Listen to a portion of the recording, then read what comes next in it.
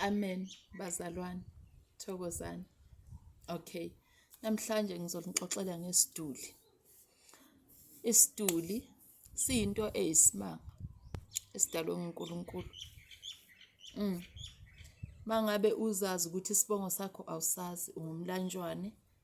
Mangabe unezinto ezingavuleki ezikuhlupha kakhulu empilweni yakho, siyasebenza isiduli. Mangabe unesilwane esingafuni ukuphuma usabathe uyazama, siyasebenza isiduli. Hamba ungene enhlane with a reputable healer. Uyaphahla esidulini. Uyaxosha imimoya emibi esidulini. Kodwa kunale genge ethi ngiyazihambela ngiyi-1. Hamba uyi-1 but wenze sure ukuthi uyayazi into oyenzayo. Ningakhohlwa ukuthi ngike ngafundisa ngempepho.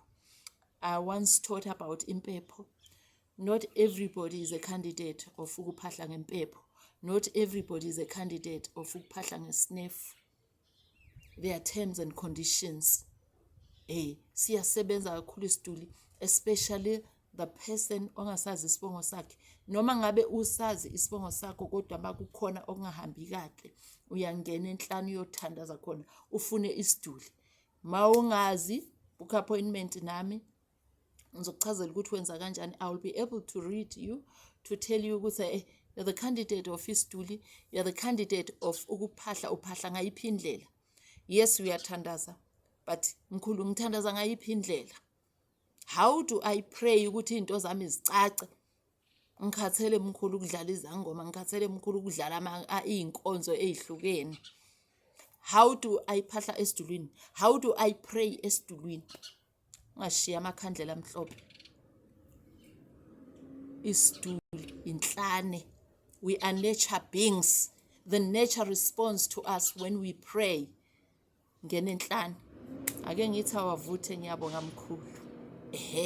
Isiduli sibalulekile. Ungaboni lezi iy'ntuthwana. Ukaze uzibuze ukuthi isimanga esingaka sikaNkulunkulu sibaluleke kakhulu isiduli. Get up, ngene esidulini, ngene enhlane, thandaze khona, phahle khona. Iy'mpendulo uzozithola, kuyovuleka konke. Ngisho noma wenza i-cleansing, ikhona i-cleansing edinga isiduli ukuthi iy'nto zakho zihambe kahle. Awavuthe mkhulu ngiyabonga. Asiphile.